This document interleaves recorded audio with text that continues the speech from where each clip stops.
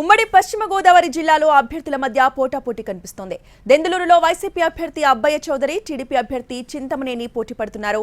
ఇక భీమవరంలో వైసీపీ నుంచి గ్రంథి శ్రీనివాస్, జనసేన నుంచి పున్నపర్తి రామాంజనేయులు బరిలో ఉన్నారు. ఆచంటలో మాజీ మంత్రులు పోటీ పడుతున్నారు. టీడీపీ అభ్యర్థి పితాని సత్యనారాయణ, వైసీపీ అభ్యర్థి చెరుకువాడ శ్రీ రంగనాథరాజు మధ్య పోటీ హాట్ గా ఉంది.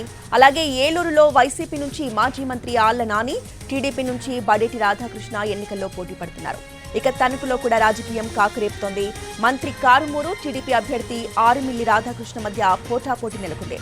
తణుకులో జనసేన ఇన్ఛార్జ్ విడివాడ టీడీపీకి దూరంగా ఉన్నారు.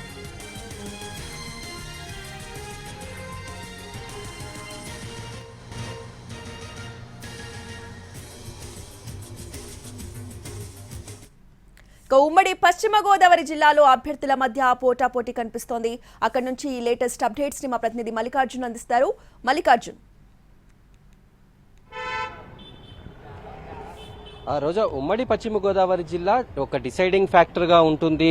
ఏ ప్రభుత్వం ఏర్పడబోతుంది అనే దానికి ఒక ఎగ్జాంపుల్ గా ఉంటుంది. 2014 ఎన్నికల్లో ఇక్కడ జరిగినటువంటి ఎన్నికల్లో అప్పుడు ఉన్నటువంటి పార్టీలు ఏవైతే ఉన్నాయో BJP, Janasena, Telugu Desam party 15 assembly స్థానాలు గెలుచుకోగలిగాయి.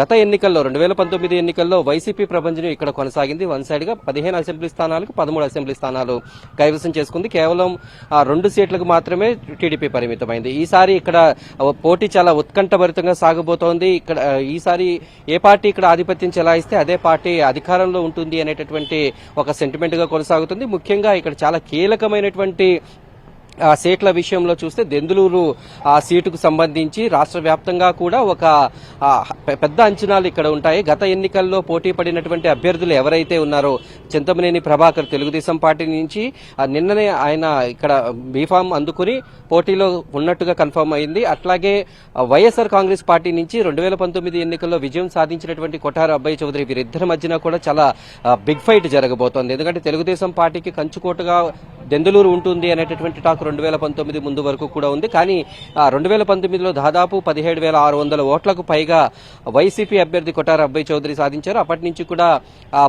నియోజకవర్గంలో పర్యటనలు చేస్తూ ప్రజలకు అందుబాటులో ఉంటూ ఈసారి కూడా పోటీలో తన టికెట్ ను నిలబెట్టుకున్నారు. ఎన్నో సీట్లు వైసీపీలో మారినప్పటికీ కూడా దెందులూరు మొదటి నుంచి కూడా అబ్బయ్య చౌదరికి అనేటటువంటి పేరు ఉంది. ఇప్పటికి కూడా మంచి అంచనాలతోటి అభివృద్ధి పరంగా కానీ ఇతర విషయాల్లో కూడా చాలా ముందుకు వెళ్తున్నటువంటి పరిస్థితి కనిపిస్తోంది. తెలుగుదేశం పార్టీ తరపున మాత్రం చింతమనేని ప్రభాకర్ పోటీలో ఉంటారా లేదా అనేది మాత్రం చివరి నిమిషం వరకు కూడా సస్పెన్స్ కొనసాగింది. నామినేషన్లకు ఈ రోజు చివరి తేదీ అయితే నిన్న ఆయన చేతికి బీఫారం అందినటువంటి పరిస్థితి.